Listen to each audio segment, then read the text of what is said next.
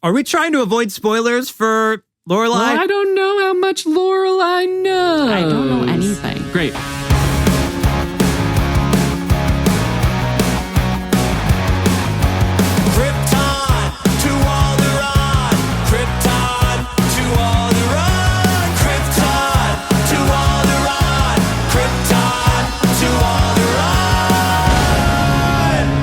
Welcome, everyone, to Krypton to Alderaan. And you haven't heard from us in a while because we are the podcast that were left for dead on the sands of Tatooine. I'm Joey, and with me is Royish Good Looks. Hello, podcast. Robin Black Cat. It's Halloween time. Hello. And Dr. Lorelai. Hello. And we're the podcast that talks about all kinds of nerdy pop culture stuff, but it's mostly Star Wars. I feel like it's been a while since I've said that part. But it's been a while anyway, because it's been like 6 weeks. I'm judging by Andor episodes since we've recorded an episode of this podcast. They did the first 3 at the same time, Joey. But well, that's true. She got you there. I forgot Andor about savings that. time. Cut that part.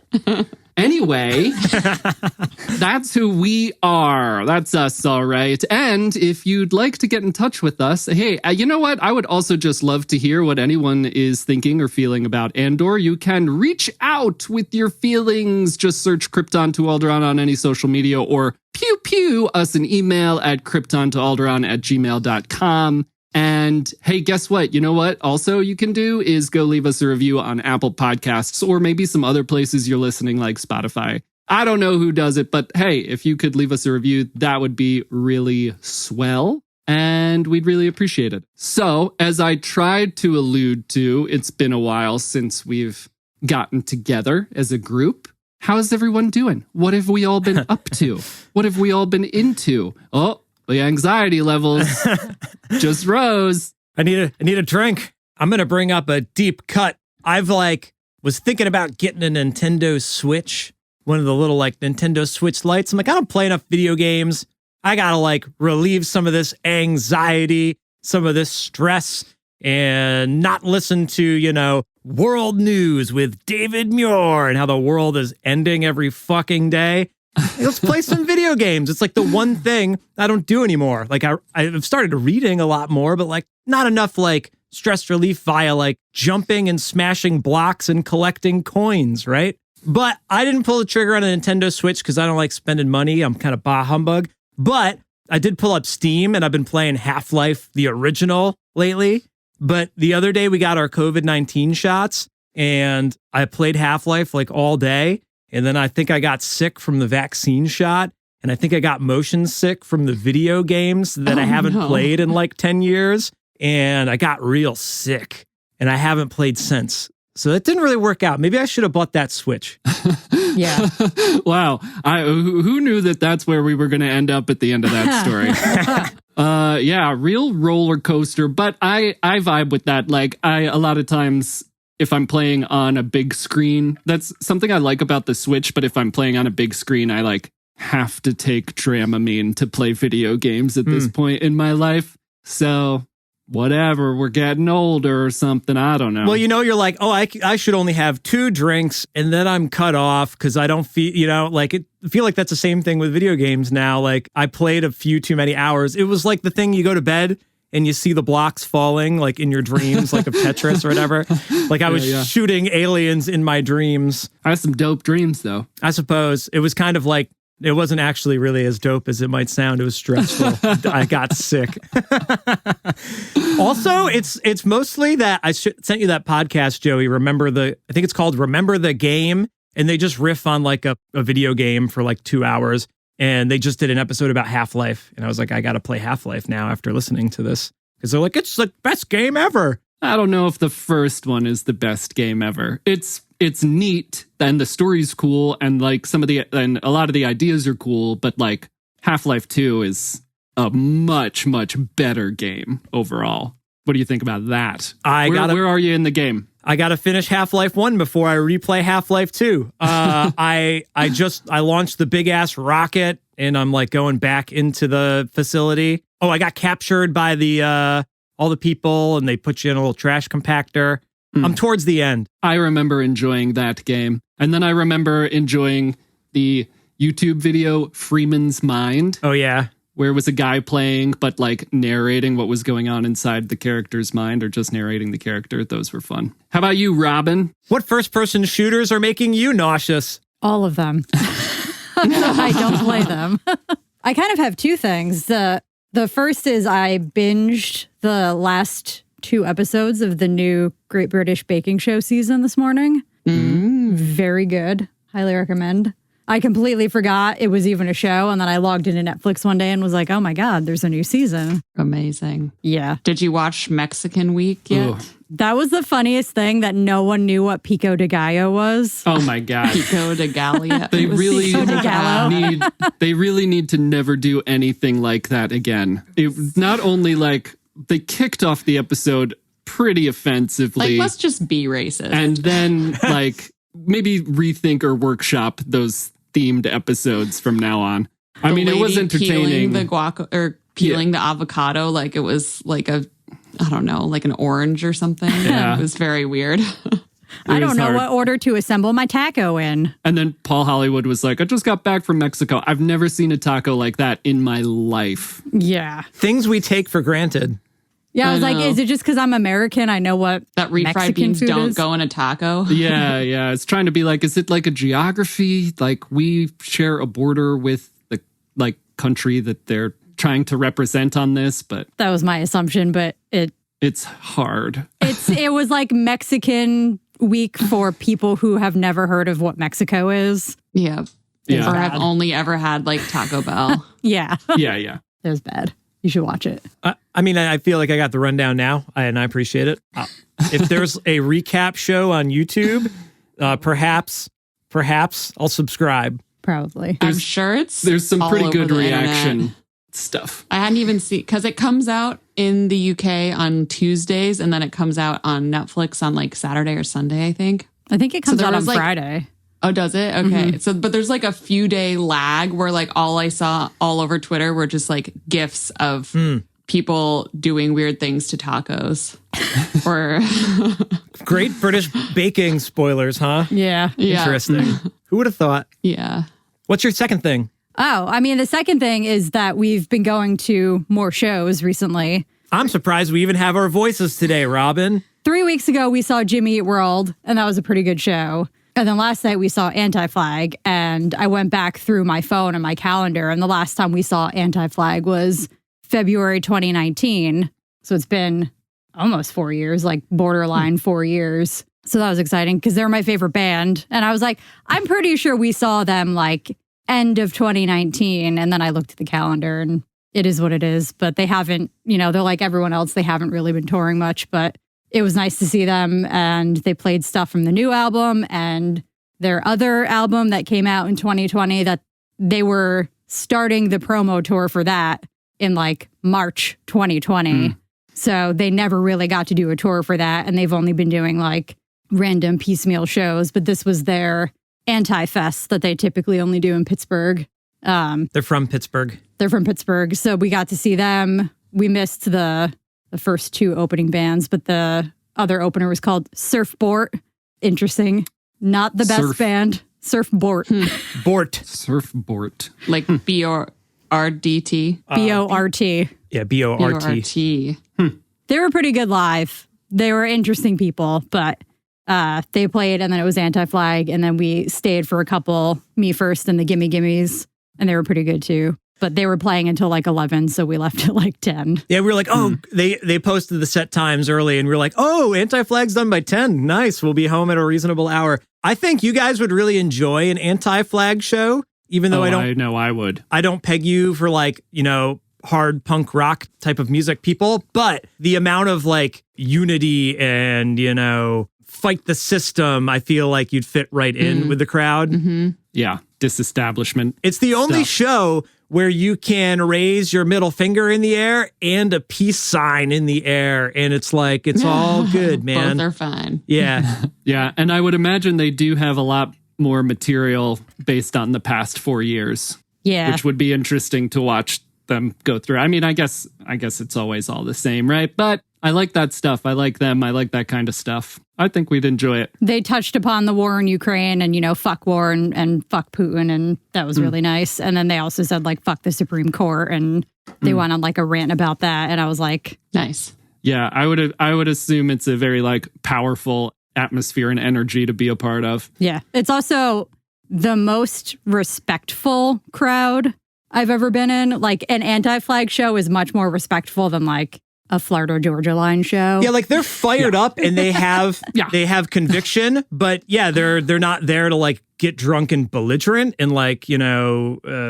pieces of shit. It's literally like, let's all take care of each other. Yeah, before they start the show, they say if someone falls, we pick them up, look out for your neighbor. So like I feel safe and it feels like a welcoming environment more so than punk shows in general, but more so than most shows that we go I feel to. safer at a punk show than I do at a country show. Yes. Yeah. Oh, yeah. And I've been to plenty of both. Well, that's cool. It's cool that it's all of those things and that you got to see them after such a long break from it. Yeah, when we're like almost in the front row. Had Nice. I been we were one row back. Had I been in the front row, literally one person ahead of me got the set list. Oh, Womp cool. womp. Next time. I have a boyish good looks set list somewhere around here. It might be worth something. Yeah. From one of only maybe 3 shows. Anyway, we don't have to go down that route. Hey, Lorelai, what are you into? What am I into? So we just binge watched Welcome to Wrexham. Nice. Have you guys watched it? Is that the soccer thing? It's the soccer thing. So it's like the real version of Ted Lasso. So it's Ryan Reynolds and Rob McElhenney. Is that how you say his name? Yeah, I think so. Yeah. By a soccer team in Wales that is it like used to be a good team and they've like gotten demoted down the leagues until like now they're like not really in the big leagues of soccer anymore. And the town is like sort of like a depressed post-industrial town and the team like means everything to them. So they buy this soccer team with the intention of like both like bringing the soccer team back up into the big leagues and also like picking up the town at the same time. And it's just like really heartfelt. And also like the soccer is kind of fun to watch. And I don't know. I thought it was nice. And it's funny. Like they're funny guys, Yeah, I can't imagine that anything with Ryan Reynolds wouldn't be funny. Like he even did that one game show a while ago. He's awesome. Yeah, I want to watch this. Do you want to watch it? Kinda.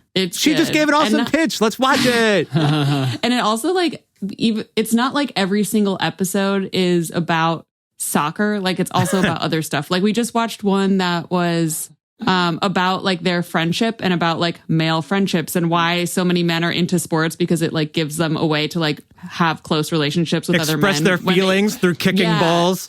Exactly. The only way out of toxic masculinity. Yeah, it's the only time that like men like, like freely like hug each other and do that kind of like when they're on the soccer field, they're like very physical and like touchy and more intimate than they are in like a lot of other settings. So like they have like these little like side, I don't know, these little tangents that are kind of fun and interesting. Yeah, very well worth it. I really like those episodes. Specifically, I really loved that one. And I love that they put that one in towards the end of the season. Mm-hmm. But I really don't like sports. I really, really don't.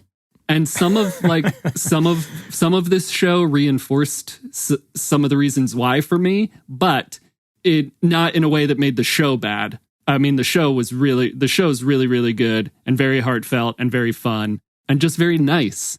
It's very nice. So definitely worth a watch. We'll put it on the list right after we catch up with Celebrity Jeopardy. I'm sorry, it has to take precedence. I mean, it's you have nice to have to your always, priorities. It's nice to always throw in that little reminder that we're different. What are you into, Joey? What am I into? Listen, so many things have been great. Rings of Power is great. She-Hulk is great. Lorelai and I started a rewatch of Buffy for me, a first-time watch of Buffy for Lorelai, and that's really fun. But mostly, in a Star Wars way, I wanted to say I just read the latest High Republic book called Path of Deceit. And this book is set 350 years before like the Skywalker saga prequel era. It's a very good book. There's like a Force cult in it. And it's just a really cool story. It's heartbreaking because the people writing the High Republic just can't let us get through a book without just feeling completely heartbroken and devastated. But it's really, really good. I really enjoyed it. If anyone out there is into the High Republic or reading Star Wars, I definitely recommend The Path of Deceit. And it's set before all of the stuff that's come from the High Republic already. They're doing a very Star Wars, like, this book is now a prequel to everything that's already happened. So you could just pick it up and read it without having read any of the other High Republic stuff. And that's what we've been into. Woo! So we need to address the elephant in the room with the rest of the time we have left. Obviously, we have not talked about this as a group, really. So I'm excited to get into it. As of this recording, we are halfway through the first season of Andor. And just to start this off, Royce and I did our anticipation of the series episode. And then I had an episode with Scotty Holiday. You should go listen to that and also check out Scotty's YouTube channel about the first 3 episodes.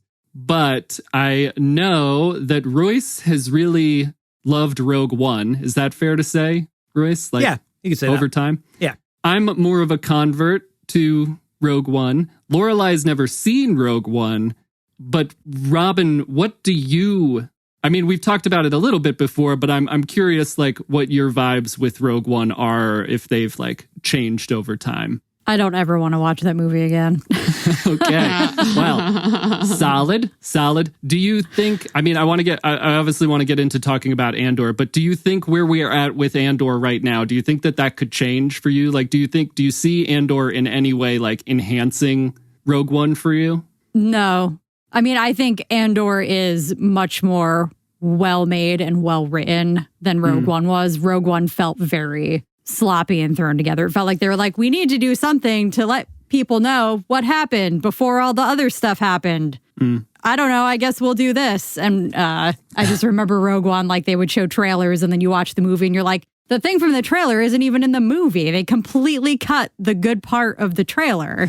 So the trailer, I remember, looked pretty good. And then we went to see it. We were like, where is all the cool shit from the trailer? We definitely noticed the things missing, but we liked it the first time we saw it. And we went back and we saw it the next day again because we're like, it was so good. And then I think that's when we kind of decided, all the flaws started to show of it being maybe rushed. Yeah. Okay, Robin's not into Rogue One. All right. That was quick. I don't know. I'm excited for Lorelai to see it when all of this Andor stuff. I think we all have to rewatch it once this is done. I think that's what every fan is looking forward to.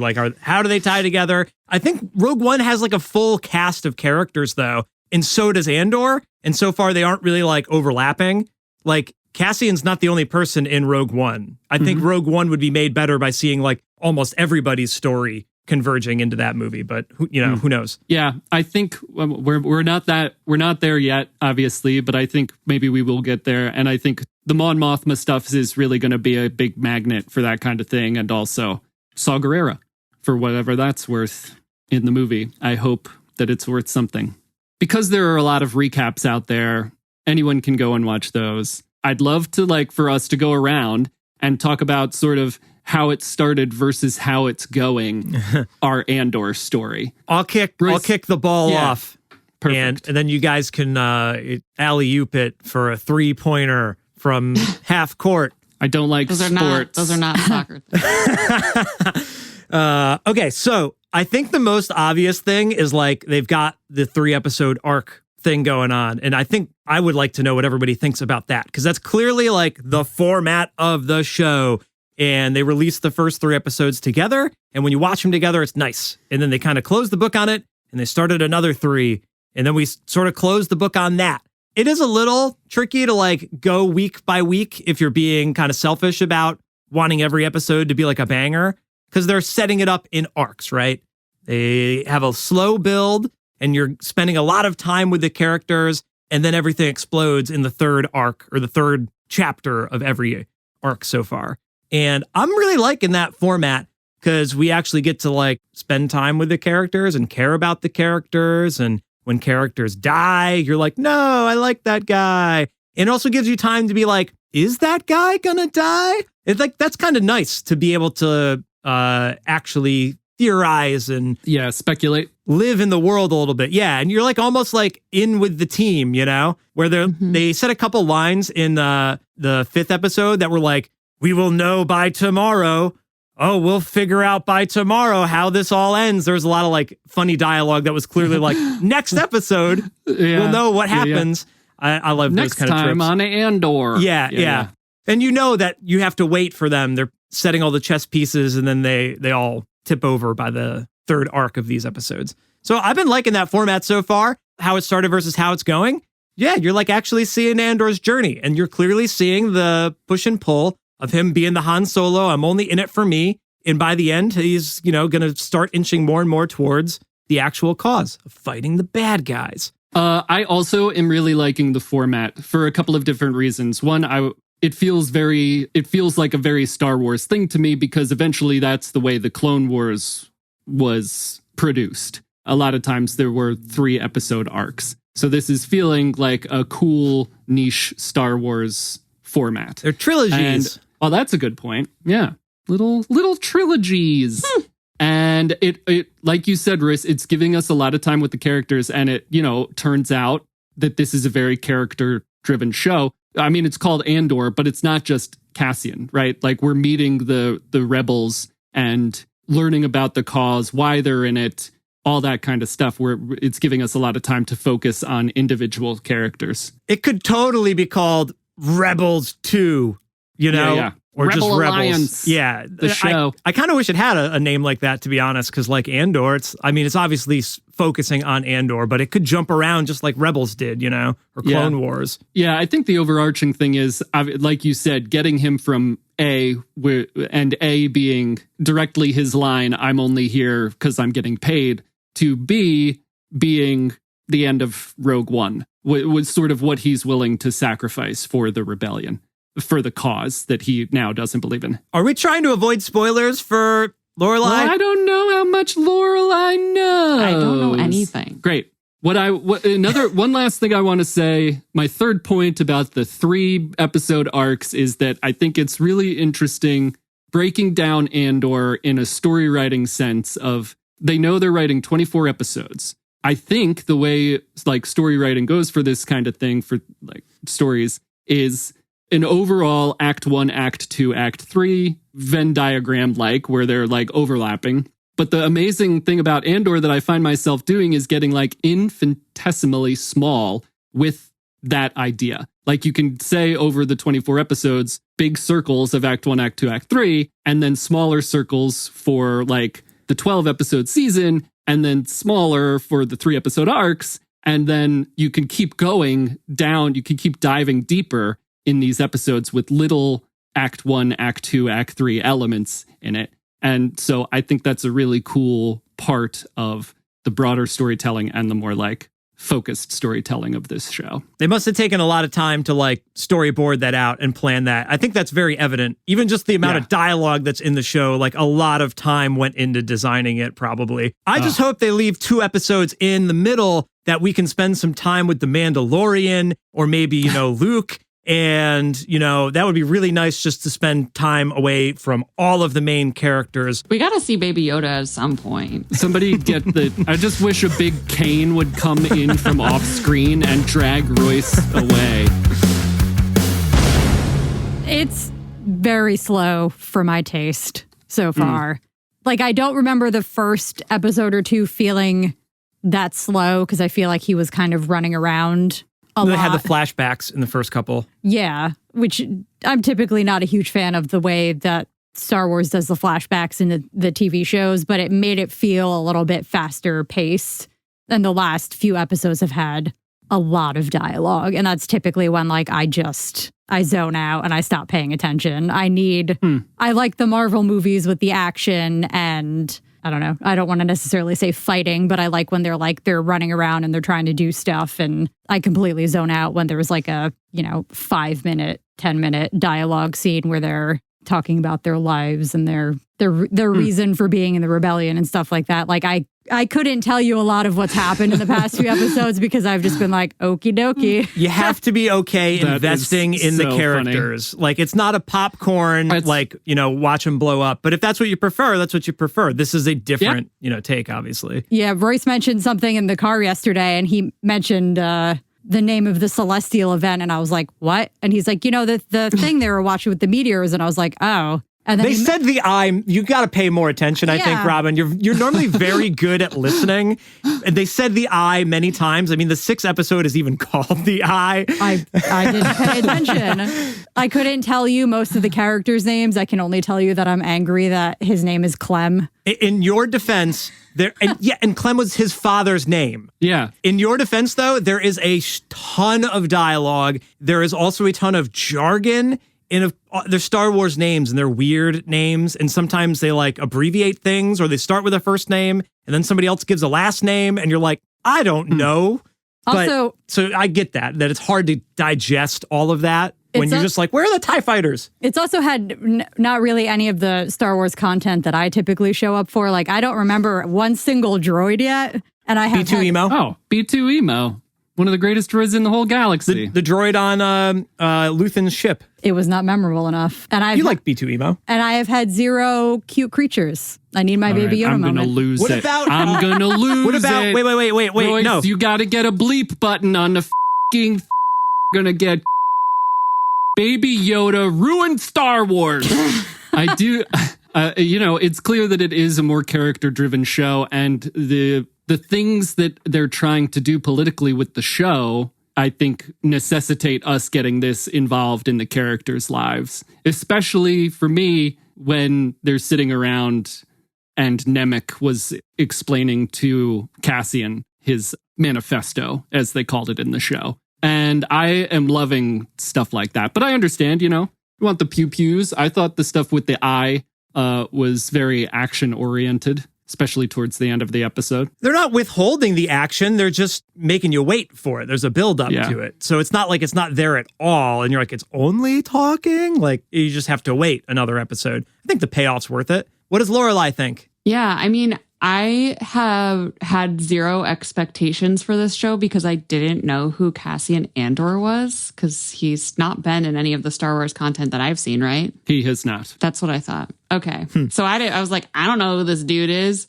But yeah, I think I agree with Robin that the second chunk of episodes was definitely slower. Like, it was just a lot of preparing for heist, and then the heist happens, and the heist is fun, but the preparing for heist was kind of like, okay, yeah, I get it. We're in the forest. We're preparing for the heist. He has to read this book really fast. Okay. Oh my goodness. Still preparing. There were no sex And scenes. we're still preparing for heist. Nope. This episode, we're still preparing for heist. Heist loading. This is why people come to Krypton to Alderaan, because we're different. You son of a bitch, I'm in. Yeah. But I think I don't know, that I get why they did it, because I think the first 3 episodes were very good at kind of introducing the theme of fuck the man, bleep the man. You're going to bleep things, right? Anyway, and I don't know, just the whole feeling of the show is very anti-establishment. These are the insurgents, and however that makes you feel, whether it's we our country routinely destroys people just like this.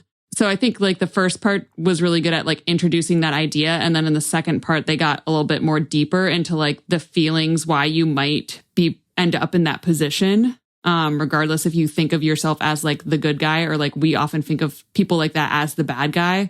I don't know. It is a little bit deeper, I think, than some of the other Star Wars stuff. And those are themes, I think, throughout Star Wars. But this show is just really going in full on.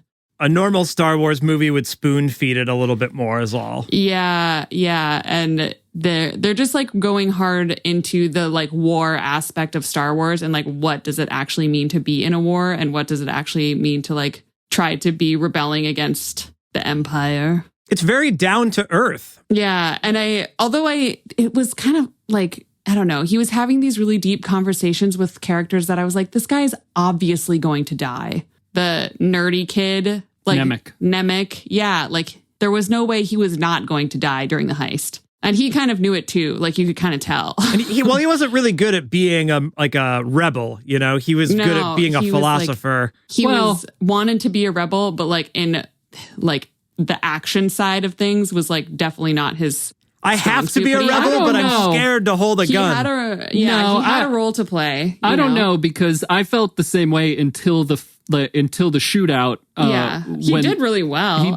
He's like very competent. He shoots, he's obviously good with the blaster because he shoots the guy who's like wrestling with Cassian without hitting Cassian. And he's like, he volunteers to cover Cassian so that he can get to the ship. Yeah. I thought he was very competent in the actual action part of it as well. But he was not confident about being competent, even though he was. I mean, that was just like part of his character. Like he was obviously the thinker and the philosopher, and that was his role. That's an interesting point. I wonder if it's similar to his what are the role of mercenaries in the rebellion part of his manuscript. Like, can philosophers in this oppressive system just sit and write? No, clearly not, because he is in the fight with everyone else while also being that philosopher. I think that's a really interesting. See, this is why I loved getting to know these characters, especially him. Yeah, he was a good character. And whatever he wrote down is clearly going to like live on. They're setting that up. Like Cassian, like important. Yeah. The next episode's going to start and he's like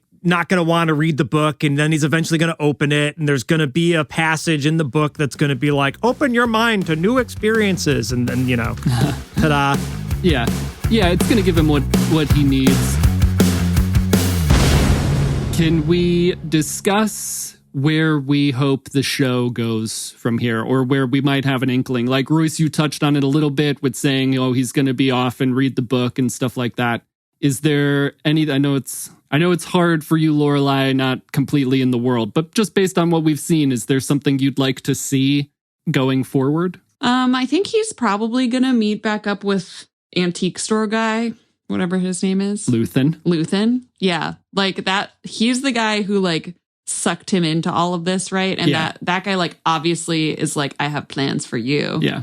So that's going to happen at some point, even though like it's going to be awkward because he like took his money and left. I gave him back his crystal, though. Yeah, he did. But we didn't even talk about Luthen, which in my opinion is another maybe politically problematic character. Super interesting character. Like a great example of like rubbing shoulders with the people you hate in order to get what you want. Yeah. But yeah, I think that's like probably on the docket. I guess, I don't know. I mean, since I don't know what happens to Cassian Andor in the movie, like I assume at some point he's going to be some sort of like rebel leader sort of figure. So it's just like a case of like, is that going to happen at the end of this season? Probably not. But I assume there will be some steps towards that where he might like go back to the team. I don't know, go back to that one lady. Vel? Yeah. And be like, I'm sorry, let's like work on this together. Or maybe not, because they've like been pretty good at like the 3 episode sections. They just like ditched everyone from the last. Yeah, everyone except Luthen and the corporal people. Yeah. Corpos. So that was another question I was going to ask you, Lorelai. What do you think? Do you want to see more of the folks we left on Ferrix? Like all the people that he's like his adopted mom and his like whatever girlfriend, Bix? I don't know. I guess I think it's unlikely that we will, because that's like, he can't go back there. Yeah, I've seen some stuff about man. like him going back there, but I'm curious if he would, because he was going to leave in the first place because he killed those corpos in the first episode. How about over there? What do you two think? Robin, do you have any kind of inkling or stuff you might want to see? More droids? More droids, preferably more cute creatures. Maybe a... God fucking damn it. Bleep. That was a good droid, though. B2 Emo. I love him. He was really the first like emotional hook in the show for me. Robin, I don't know if it's true, but I've heard that they might do less of the like 3 episode arc thing going forward. So maybe you'll get more exciting like encapsulated episodes rather than having it drawn out quite as much for some of the end of the season. Yeah, I want more to happen overall. Like, yes, I would like more droids and compelling characters, but I want more movement stuff. Yeah. Yeah. I think that's fair. Move it along. What about you? Move along. What about you, Royce? Lorelai said something that made me think, like, does he go back to get Vel or whatever? Like, they showed that one Imperial guy setting up his quarters on Ferrix. And I was thinking, like, yeah, why would they go back there? But maybe Cyril goes back there to, like, investigate and then, like, finds out Vel is, like, the girlfriend and maybe, like, kidnaps her. And then, like, they can have that Bix. Yeah. Not Vel. Bix, his not girlfriend from Ferrix, but was, like, dating that other guy, Tim, that got blown away by the Corporos. Tim. Star Wars God. Tim. The worst Tim. Tim with two Tim. M's. So maybe that plays into it if they bring any of those people back. But I don't think you really have to. You can just move forward to the next plot. You know, he meets up with Luthen again and gets, well, I guess he already gets paid. He just takes the money out of the stuff they stole. So I don't know. Really, they could go anywhere. And I think that's kind of a cool thing is it's not completely predictable. Within the arcs, it's kind of predictable that you know what's going to pop off by the end. You just don't know exactly how it's going to play out. Yeah, I don't know. I'm excited. Like, I'm in because the way they've set it up so far has been really satisfying. They haven't really dropped the ball so far. And I would say that I trust them. I'm not going to go out on a limb and say it's the best Star Wars ever, even though I exclaimed that earlier in a fit of rage. But it is very good Star Wars. Maybe not necessarily the quote unquote best because that's for you to decide, but it's definitely good. There's nothing about it that's like, we can forget about this. It's not holiday special material, you know? It's pretty dense, which makes it different, but there's a lot in there for you to chew on. Yeah, I agree. It's all good. Like, in my opinion, like, there's no skippable content here, I don't think. Where do you think it's going? I would kind of like to see maybe some time taken away from Cassian himself, like maybe as Cassian's like reading Nemec's book or like resuming the search for his sister, which started all of this. Like, we still have a lot of unanswered questions. And I would love to see what's going on Ferrix, if there's like a rebellion being built there because now the presence of the Empire is there. I mean, I loved Bix. And that whole planet was a bunch of rebels. They all fought against the Corpo people. And like his friend was the one who attached like the cable to the ship that causes the Corpo to crash the ship. So I think there's going to be a lot of tension on Ferrix, obviously, after all of that. And we're going to have to address stuff with his, what's her name? His adoptive mom. Marva, and like taking him off that planet in the first place. And I want to see more Mon Mothma. Like you said, I want to see the confrontation between her and her husband. They and split the at family some dynamic, point. And we're getting close. Something I really loved about the finale, about the end of episode 6 was the complete opposite reactions of Mon Mothma and Luthen to the same event. Like, she had just told him in his shop, like, don't lecture me on vulnerability. I'd be the first to fall.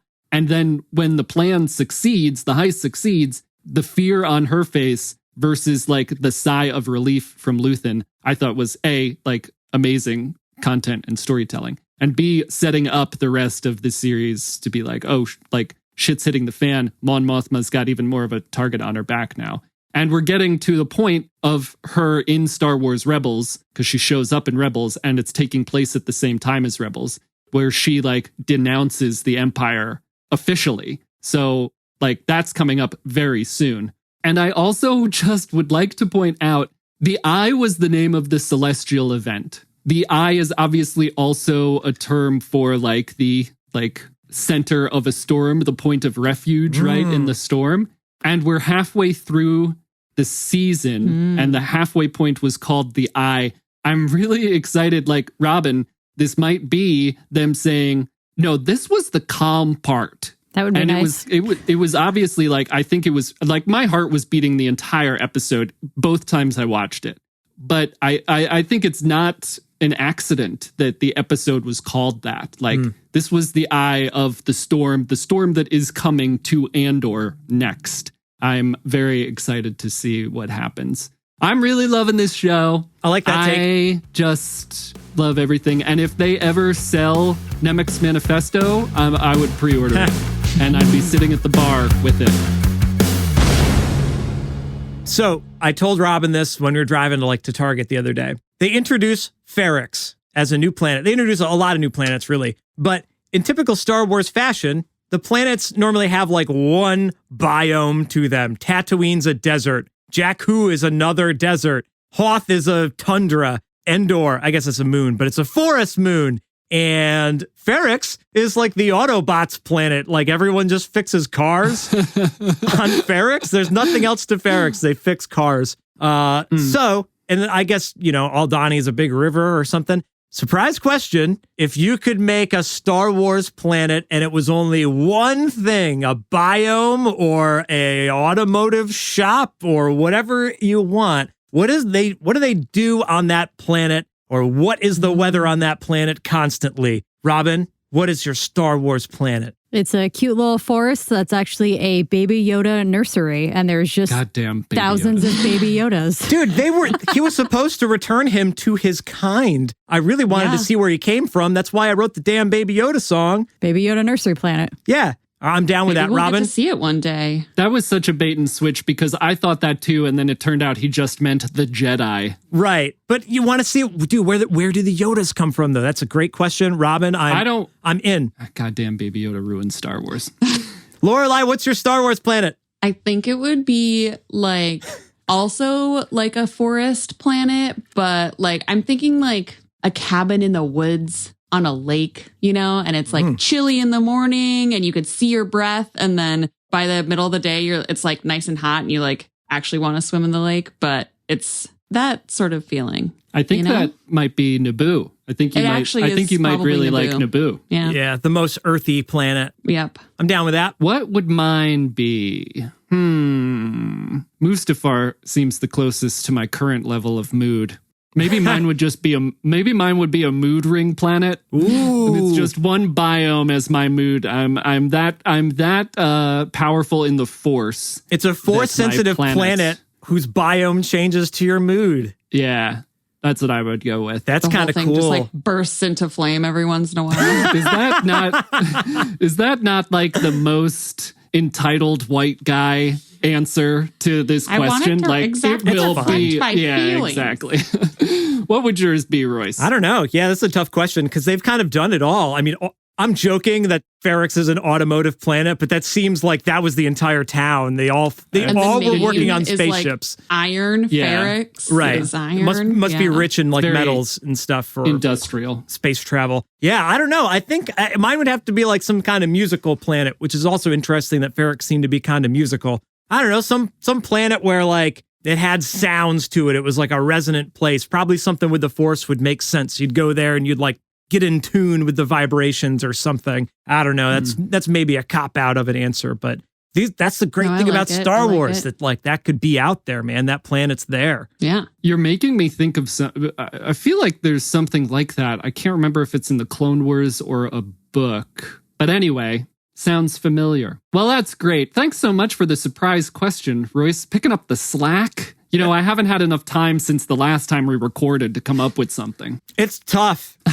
All right, listeners, what Star Wars planet would you create? And also, we didn't name our planets, but I think, you have to give your planet a name as well. So what would you name your planet? What's the biome or what's the secret sauce? Let us know on Twitter at KryptonAlderaan. You could pew, pew, pew us an email, krypton2alderaan@gmail.com. And we're on every other social. Just search Krypton to Alderaan. Have I said it enough? Well, just wait till the theme song plays after this outro. Thanks for listening to this episode. I've been Royce. I've been Robin. I've been Lorelai. And I've been... Quick, what's a character's name from Andor? Clem. And I've been Clem. And we've been Krypton to Alderaan.